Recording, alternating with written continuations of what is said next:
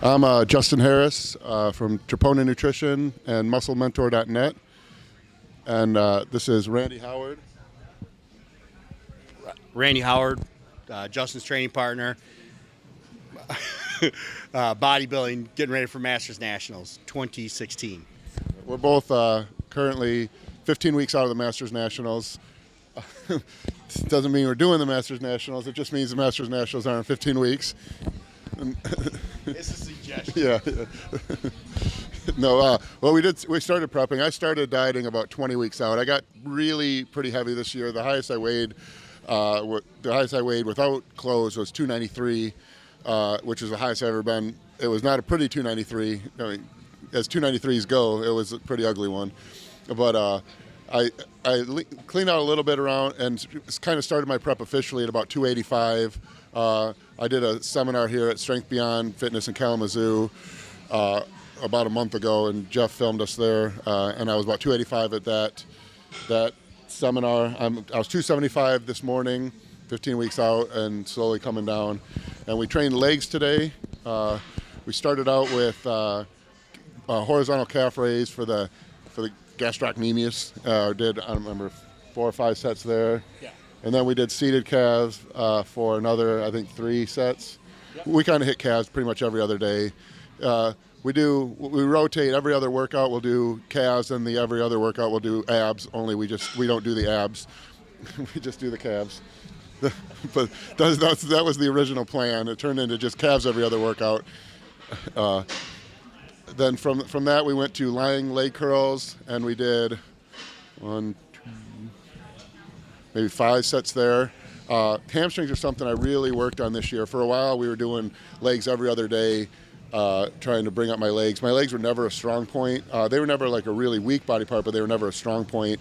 And this year I think they will be a strong point. I think maybe some of my other former strong points have turned into weak points. But I think my legs have come up a lot this year, especially my calves and hamstrings.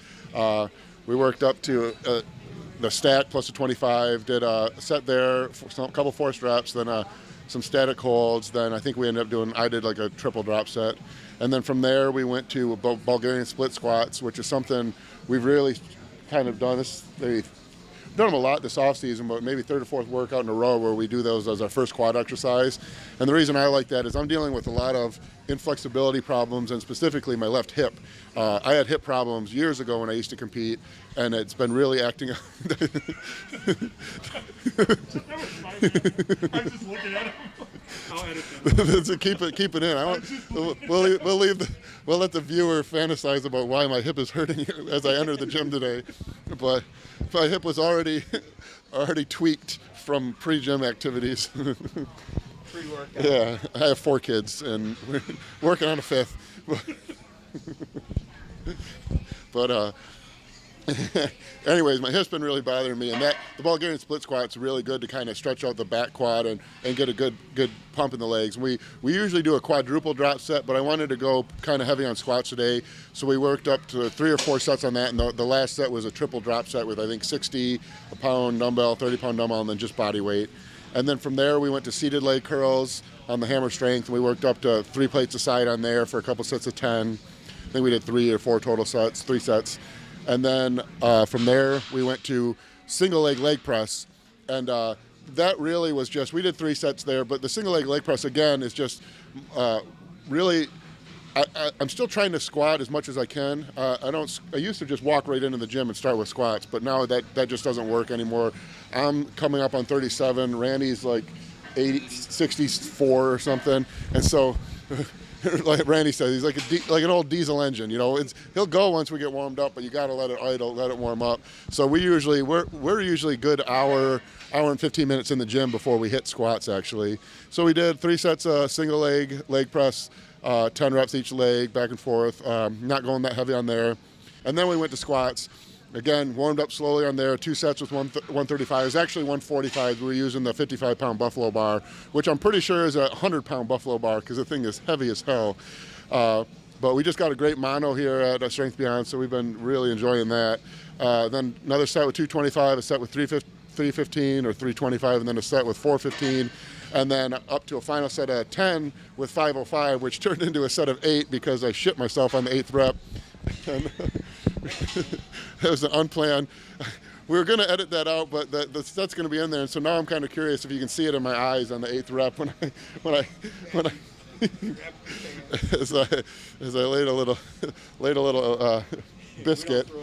Yeah. A lot of people pride themselves on puking after legs, but we pride ourselves in pooping during legs.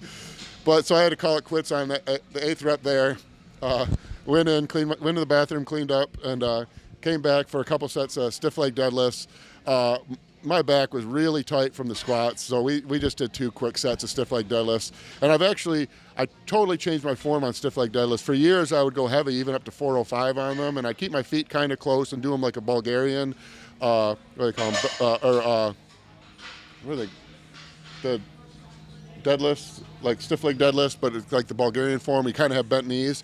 But I saw Kai Green doing them with a much wider stance, kind of even wider than a squat stance. So I tried them. This was months ago, and I really liked it. So that's how I've been doing my stiff leg deadlifts, with kind of a stance a little wider than shoulder width, and really kills my hamstrings. I don't go nearly as heavy as I used to, but that's it.